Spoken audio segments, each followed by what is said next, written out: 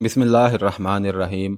सिपा सलार अमर बिनास रजी अल्लाह ताला अन्हु आगे जा रहे थे कि अपना एक जासूस मुजाहिद आ गया। उसने ये रिपोर्ट दी कि 6 मील दूर आगे एक मुकाम पर भागे हुए रूमी फौजी इकट्ठे हो रहे हैं और वो मुजाहिदीन का मुकाबला करेंगे। उस मुकाम का नाम सल्तेस था। यह कोई मशहूर और अहम मुकाम नहीं था, इसलिए वहाँ कलाबंदी थी ही नहीं।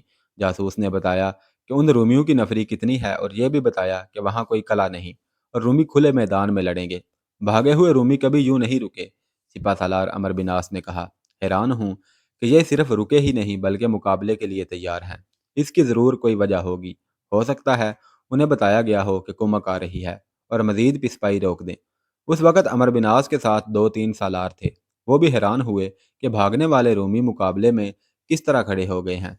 उन्हें मालूम ना था कि उन्हें धमकियां देकर रोका गया है और बिखरे हुए रूमियों को यहाँ इकट्ठा होने पर मजबूर किया गया है।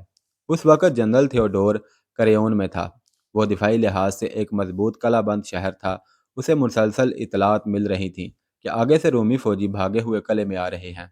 उस फौज के दस्तों को जनरल थियोडोर ने ही मुख्तलिफ मकामात पर फैला दिया था कि वो मुजाहिदीन की पेशकदमी के आगे रुकावट बने रहें और उस लश्कर को कमज़ोर करते करते इस काबिल रहने ही ना दें कि ये इसकंदरिया तक पहुंच सके। लेकिन ये दस्ते किसी भी मुकाम पर मुजाहिदीन के आगे ना ठहर सके और पिसपा ही होते चले गए। पिसपाई कोई मायूब लफ्ज़ नहीं। बाज़ औक़ात कोई फ़ौज किसी जंगी चाल के तहत पीछे हट आती है और फिर नई तंजीम और तरतीब के मुताबिक जवाबी हमला करती है। लेकिन रूमी पिसपा नहीं हो रहे थे, बल्कि डरी हुई भेड़ बकरियों की तरह भागे जा रहे थे। रूमी तो एक जंगजू कौम थी जिसकी शुजाअत और बेजिगरी के कारनामों से तारीख भरी पड़ी है। लेकिन मुजाहिदीन इस्लाम के उस कलील तादाद लश्कर के आगे रूमी अपनी रिवायात को भूल गए। उसकी वजह इसके सिवा और क्या हो सकती है कि ये बातिल पहली बार हक के मुकाबले में आया था। जनरल थियोडोर ने पहले ये सोचा था कि वो अपनी पूरी फौज को अपनी क़ियादत में लेकर आगे बढ़े और मुजाहिदीन से एक फैसला कुन मार्का लड़े। लेकिन उसने जब भाग भाग कर आने वाले फौजियों की जहनी कैफियत देखी तो उसने ये फैसला किया कि वो करियोन में ही रहे और उस कलाबंद शहर को मुजाहिदीन के रास्ते में रुकावट बनाए। एक तो ये फौजी भाग आए थे और दूसरे वो जो मुजाहिदीन की तलवारों और बर्छियों से दुनिया से उठा दिए गए थे। उनकी लाशें गोश्त खोर परिंदे और दरिंदे खा गए थे और उनकी हड्डियां मिस्र की ज़मीन में बिखर गई थी। कुरान का एक एक फरमान पूरा हो रहा था। मुजाहिदीन को जैसे अल्लाह की यह आवाज़ सुनाई दे रही थी कि अक्सर ऐसा हुआ है कि छोटी सी जमात बहुत बड़ी फ़ौज पर गालब आई है, बशर्त ये कि तुम ईमान वाले हो। जनरल थियोडोर अभी बाबलियोन की शिकस्त के सदमे से नहीं संभला था कि उसे पिस्पाई की खबरें मिलने लगी और फिर उसने देखा कि कुछ फौजी और कुछ लोग भागे हुए करियोन पहुंच रहे हैं। थियोडोर को उम्मीद थी कि बजंतिया से कुमक आ जाएगी, लेकिन बाबलियोन में ही उसने महसूस कर लिया था कि कुमक नहीं आएगी। इसमें कोई शक नहीं कि जनरल थियोडोर अपनी फ़ौज में और लोगों में हर दिल अजीज़ था। उसे ये भी पता चल चुका था कि बजंतिया में शाही ख़ानदान में तख्तो ताज की विरासत पर रसाकशी हो रही है और वहाँ किसी को ये ख्याल नहीं कि मिस्र को बचाना है। थियोडोर ने करियोन में अपने 2-3 जर्नैलों को बुलाया। हम किसकी लड़ाई लड़ रहे हैं? थियोडोर ने उखड़े हुए लहजे में कहा। हरकुल के शाही खानदान की या सुल्तनत रोम के वकार की? शाही महल में जो मार का आराई हो रही है वो तुम सुन चुके हो। उन्होंने हमें तनहा छोड़ दिया है और जब मिस्र हाथ से निकल जाएगा तो इसकी सज़ा हमें मिलेगी। मकोकीस अच्छा था या बुरा ये अलग बहस है, लेकिन हरकुल ने उसे जलीलो ख्वार करके मुल्क बदर कर दिया। हरकुल खुद कुमक लेकर मिस्र में क्यों नहीं आया? अपने बेटे कस्तुनतीन को क्यों नहीं भेजा?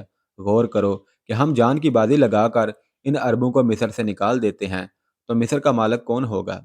हरकुल और उसका ख़ानदान। मैं अब तुम्हें अपने दिल की बात बताता हूँ और मुझे उम्मीद है कि तुम मेरा साथ दोगे। मैं इस फैसले पर पहुंचा हूँ कि अब हम जम कर लड़ेंगे और मुसलमानों को शिकस्त दे देंगे और फिर हम मिस्र में खुद मुख्तारी का ऐलान कर देंगे। ज़ाहिर है बजंतिया से फौज आएगी और हमसे हथियार डलवाने की कोशिश करेगी। ये खाना जंगी होगी, लेकिन मैं इसके लिए तैयार हूँ। क्या तुम मेरा साथ दोगे? दोनों जर्नैलों ने कहा कि अब वो अपने आप को थियोडोर के ही मातहत समझेंगे और मौत तक उसका साथ देंगे। उन जर्नैलों को मालूम हो चुका था कि मर्तीना सुल्तनत रोम की मलका बनने के जतन कर रही है और अगर वो खुद मलका ना बन सकी तो अपने बेटे को हरकुल के तहत पर बिठाएगी। उन जर्नैलों ने कहा कि वो ऐसे बादशाहों के गुलाम नहीं रहना चाहते, ना अपने आप को अब उनके हुक्म का पाबंद रखेंगे। अलबत्ता जर्नैलों ने थियोडोर से ये बात ज़रूर पूछी कि कुमक के आने की जो इतला आई है اس کا کیا کیا جائے؟ ہاں، یہ سوچنے والا مسئلہ ہے، جنرل تھیوڈور نے کہا۔ اگر کیرس کمک لے کر آ گیا تو وہ سب سے پہلے مجھے بلائے گا۔ حقیقت یہ ہے کہ مجھے اس پر بھی اعتماد نہیں۔ وہ ہے تو اسقف اعظم، لیکن کردار کے لحاظ سے بہت ہی گھٹیا آدمی ہے۔ میں اس کی نیت بھانپ لوں گا۔ اگر مجھے اس کی نیت پر کچھ شبہ ہوا تو میں اسے کمک کی کمان خود لے کر اسے ایک طرف کر دوں گا۔ جرنیلوں نے پھر بھی مشورہ دیا کہ اب ہم یہ لڑائی اپنی ذاتی لڑائی سمجھ کر لڑیں گے، اور کیرس کی تو کوئی حیثیت ہی نہیں۔ ہم بزنطیہ کے حکام کی بھی پرواہ نہیں کریں گے۔ جنرل تھیوڈور کو یہ مشورہ اچھا لگا۔ اس نے اسی وقت دفاعی پلان بنانا شروع کر دیا۔ وہ کہتا تھا کہ پہلے اپنے دفاع میں لڑیں گے اور مسلمانوں کو تھکا کر جوابی حملہ کریں گے۔ اس پلان کے تحت اس نے یہ فیصلہ کیا کہ جو دستے کریون میں ہیں انہیں وہیں رہنے دیا جائے، اور وہ خود بھی کریون میں ہی رہیں۔ اس کا دراصل ارادہ یہ تھا کہ ہر طرف بکھری ہوئی فوج کو اس قلعہ بند شہر میں اکٹھا کرے، لیکن کچھ اس نے اور کچھ جرنیلوں نے سوچ بچار کے بعد یہ فیصلہ کیا کہ جو دستے کریون سے دور دور مقیم ہیں انہیں وہیں رہنے دیا جائے، تاکہ وہ مسلمانوں کے مقابلے میں آئیں اور انہیں کمزور کرنے کی کوشش کریں۔ مطلب یہ تھا کہ جب مسلمان کریون کو محاصرے میں لیں تو وہ کمزور حالت میں ہوں۔ ادھر اسکندریہ میں مجاہدین اسلام کے خلاف بڑی ہی زہرناک، خوفناک اور زمین دوز کارروائیوں کے پلان بنائے گئے تھے، اور ایسی تخریب کاری کی ابتدا ہو گئی تھی جس کا تباہی اور بربادی کے بعد ہی پتہ چل سکتا ہے۔ ادھر کریون میں رومی جرنیلوں نے نئے عزم اور نئے جذبے سے ایسا پلان بنا لیا تھا جو مجاہدین کے لیے ناقابل تسخیر رکاوٹ بن سکتا تھا۔ سپہ سالار عمرو بن عاص رضی اللہ تعالیٰ عنہ ان دونوں محاذوں سے جو ان کے خلاف بن گئے تھے بالکل بے خبر تھے۔ لشکر کی نفری اور کم ہو گئی تھی۔ تاریخ میں واضح طور پر پتہ نہیں چلتا کہ اس وقت مجاہدین کی نفری کتنی تھی، نہ یہ پتہ چلتا ہے کہ انہیں مدینہ سے مزید کمک ملی تھی یا نہیں۔ تین مورخوں نے، جن میں ایک غیر مسلم تھا، لکھا ہے کہ یہ نہیں مانا جا سکتا کہ امیر المؤمنین حضرت عمر رضی اللہ تعالیٰ عنہ نے اتنی لڑائیوں کے بعد مصر کمک نہ بھیجی ہو۔ امیر المؤمنین کی بیتابیوں کا مصر کے محاذ کے ساتھ دلچسپی کا یہ عالم تھا کہ زیادہ وقت مصر کی ہی باتیں کرتے تھے، اور اکثر اس راستے پر دور تک چلے جاتے تھے جس راستے سے قاصد آیا کرتے تھے۔ انہیں ہر وقت مصر کے محاذ کی اور مجاہدین کی پریشانی اور تشویش لاحق رہتی تھی۔ یہ کیسے ہو سکتا ہے کہ انہوں نے کمک نہ بھیجی ہو؟ مصری تاریخ داں اور عالم محمد حسنین ہیکل نے متعدد مورخوں کے حوالے سے لکھا ہے کہ یہ معلوم کرنا ممکن نہیں کہ مدینہ سے مصر کو کتنی بار اور کتنی کمک گئی تھی، لیکن یہ صاف پتہ چلتا ہے کہ جب مجاہدین اسکندریہ کی طرف بڑھ رہے تھے اس وقت ان کی نفری 12,000 سے زیادہ اور 15,000 سے کم تھی۔ یہ بھی واضح ہے کہ رومی فوج مجاہدین کی لشکر کی نسبت 5 یا 6 گنا زیادہ تھی۔ رومی فوج کو قلعے کی آڑ اور پناہ میسر تھی۔ رومی اپنے ملک میں تھے اور ان کے مقابلے میں مجاہدین بڑی دور سے آئے، اور سوائے اللہ کی ذات کے انہیں پناہ اور پشت پناہی دینے والا کوئی نہ تھا۔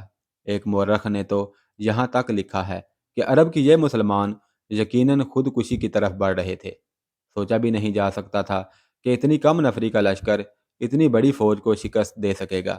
اس سے پہلے ان مجاہدین نے ہر محاذ پر رومیوں کو شکست دی تھی، لیکن اب ان کے راستے میں چٹان کھڑی ہو گئی تھی۔ اصل خطرہ تو یہ تھا کہ سپہ سالار عمرو بن عاص بے خبر تھے۔ پھر ایک خطرہ اور بھی تھا، وہ یہ کہ مجاہدین مسلسل بڑھتے چلے آ رہے تھے، اور ہر لڑائی کا درمیانی وقفہ وہ پیش قدمی کی حالت میں رہتے تھے۔ وہاں تو گھوڑے بھی تھک کر آہستہ چلنے لگے تھے۔ مجاہدین تو انسان تھے۔ جذبے اپنی جگہ، انسانی جسم کی برداشت کی ایک حد ہوتی ہے۔ تاریخ سے پتہ چلتا ہے کہ مجاہدین ادھر حد سے آگے نکل گئے تھے، لیکن ان کا جوش و خروش پہلے دن جیسا تھا جس دن وہ مصر میں داخل ہوئے تھے۔ عمرو بن عاص اپنے لشکر کی اس جسمانی کیفیت سے بے خبر نہیں تھے، پھر بھی وہ خطرے پر خطرہ مول لیتے چلے جا رہے تھے۔ مبصرین لکھتے ہیں کہ عمرو بن عاص رضی اللہ تعالیٰ عنہ مصر کی فتح کے لیے دیوانگی کی حد تک پہنچے ہوئے تھے۔ انہوں نے بڑی مشکل سے امیر المؤمنین حضرت عمر رضی اللہ تعالیٰ عنہ کو راضی کیا تھا کہ انہیں مصر پر فوج کشی کی اجازت دیں۔ امیر المؤمنین نے اجازت تو دے دی تھی، لیکن کئی ایک صحابہ کرام رضی اللہ تعالیٰ عنہم اس کے خلاف تھے، جس میں حضرت عثمان بن عفان رضی اللہ تعالیٰ عنہ بھی شامل تھے۔ وہ بزرگ صحابی تھے جن کی کوئی بات حضرت عمر رضی اللہ تعالیٰ عنہ ٹالتے نہیں تھے۔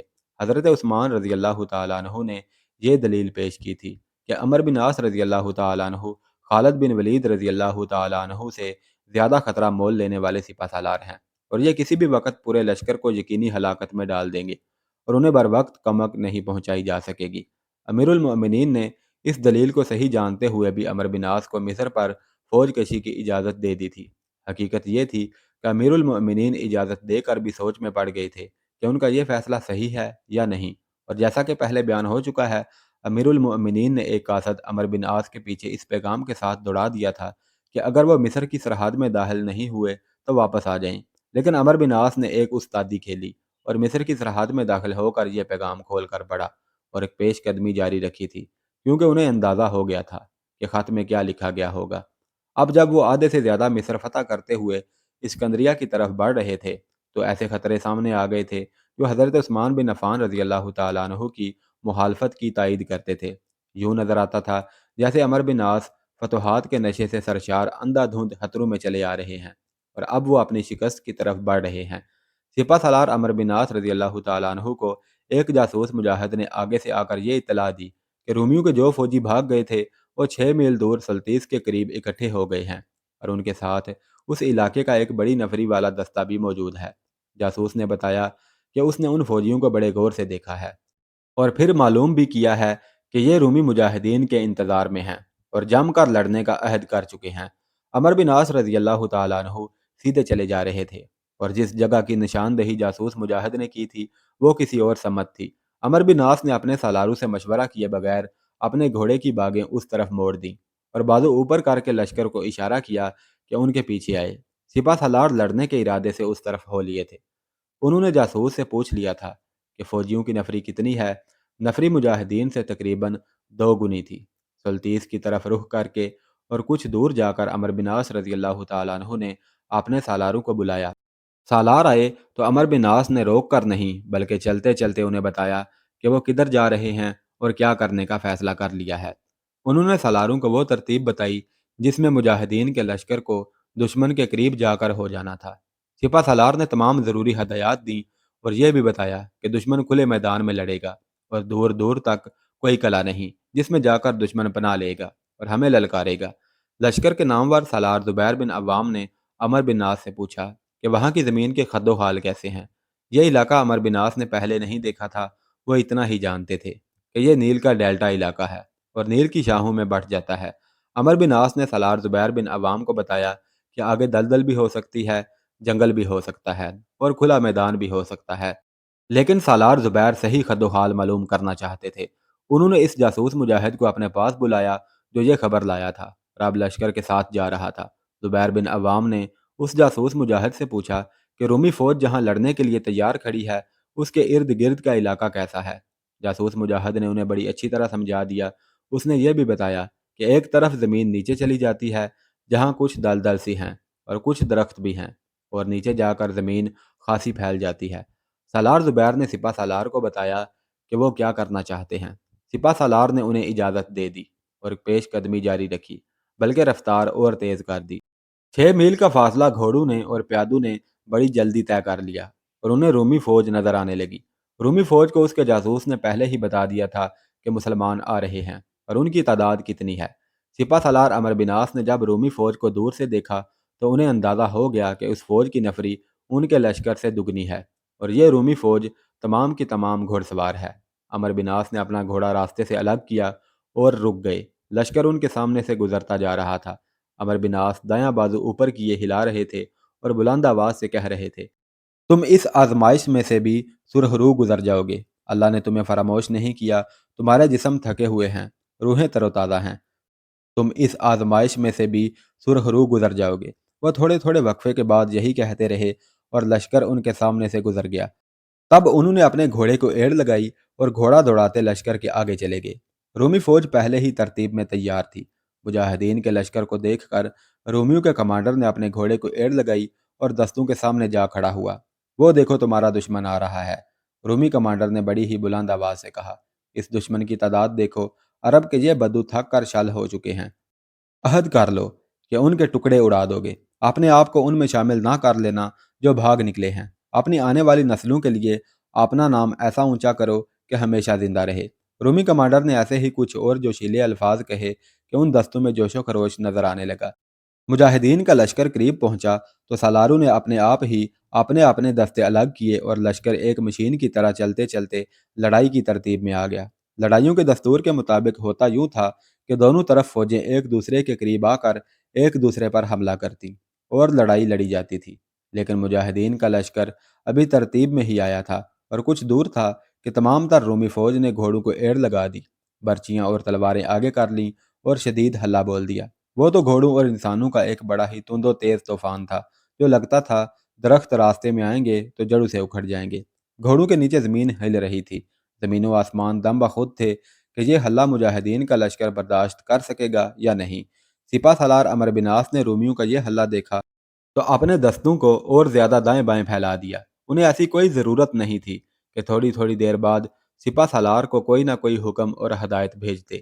یہ مسلمانوں کا اپنا طریقہ تھا کہ اتنے بڑے دشمن کا مقابلہ کس طرح کیا جاتا ہے۔ مارکے کے لیے جو ابھی شروع ہوا تھا، سپہ سالار نے راستے میں سالاروں کو بتا دیا تھا کہ کن حالات میں کیا پینترے بدلنے ہیں۔ اب دیکھا کہ رومی فوج باندھ توڑ کر آنے والے سیلاب کی طرح یا بڑی ہی تیز طوفان کی طرح آ رہی ہے، تو یوں لگتا تھا جیسے اتنے ہزار گھوڑے مجاہدین کے اس چھوٹے سے لشکر کو روندتے چلے جائیں گے۔ تاریخ گواہی دیتی ہے کہ سپہ سالار عمرو بن عاص کے ہونٹوں پر تبسم آ گیا۔ انہوں نے اپنے سالاروں کی طرف دیکھ کر، جو ان سے دور دور تھے، ہاتھ اوپر کر کے کچھ اشارے کیے۔ پہلو والے دستے اور زیادہ پھیل گئے اور درمیان میں جو دستے تھے وہ رومیوں کے مقابلے کو آگے بڑھے۔ رومی چیختے چلاتے آ رہے تھے۔ مجاہدین کے لشکر سے صرف ایک نعرہ تکبیر بلند ہوا، جس کے جواب میں پورے لشکر نے اتنے زور سے اللہ اکبر کہا کہ آسمان بھی لرز گیا ہوگا۔ وہ قبل از شہادت کا جوش اور ولولہ تھا۔ مجاہدین کے وہ دستے جو دشمن کے مقابلے کو آگے بڑھے تھے، وہ دشمن سے ٹکرا گئے۔ وہ اتنے تھوڑے تھے کہ اتنے زیادہ رومیوں میں غائب ہی ہو جاتے، لیکن ان کا انداز یہ تھا کہ لڑ رہے تھے اور آہستہ آہستہ پیچھے بھی ہٹ رہے تھے۔ ادھر دائیں اور بائیں پہلو پر جو مجاہدین کے دستے تھے، وہ اپنے سالاروں کے حکم کے مطابق اس طرح دائیں بائیں پھیل گئے کہ رومیوں پر آمنے سامنے کی بجائے پہلوؤں سے حملہ کریں۔ عمرو بن عاص نے محفوظہ یعنی ریزرو کے دو دستے پیچھے روکے ہوئے تھے۔ انہیں خاص صورتحال میں آگے بڑھنا تھا۔ مطلب یہ کہ عمرو بن عاص اتنے کثیر دشمن کے مقابلے میں بھی دماغ کو حاضر اور دل کو ٹھنڈا رکھ کر سوچ رہے تھے، اور ان کے انداز میں گھبراہٹ کا اشارہ بھی نہیں ملتا تھا۔ مجاہدین رومیوں کے پہلوؤں میں جانے کی کوشش کر رہے تھے، لیکن رومی اس کے مطابق پھیلتے جا رہے تھے۔ ادھر آمنے سامنے والے دستے پیچھے ہٹتے آ رہے تھے، اور اس کے مطابق رومی بھی یہ سمجھ کر کہ مجاہدین ہلنے کی تاب نہ لا کر پسپا ہو رہے ہیں، آگے ہی آگے آتے گئے۔ سپہ سالار کی کوشش یہ تھی کہ رومیوں کی ترتیب کو درہم برہم کر دیں، لیکن رومیوں کی تعداد اتنی زیادہ تھی کہ وہ اپنی تعداد کے زور پر مجاہدین کو کچل اور مسل دینا چاہتے تھے، اور انہیں توقع بھی یہی تھی کہ وہ اس چال میں کامیاب ہو جائیں گے۔ آج کی فوجی زبان میں اسے بلڈوز کرنا کہتے ہیں۔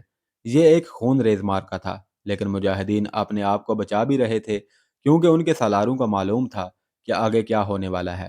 ظاہری صورت یہ تھی کہ رومی مجاہدین پر غالب آ گئے تھے، اور مجاہدین کی کوئی چال کامیاب نہیں ہونے دے رہے تھے۔ وہ سمجھ گئے تھے کہ مجاہدین ان کے پہلوؤں پر آنے کی کوشش کر رہے ہیں۔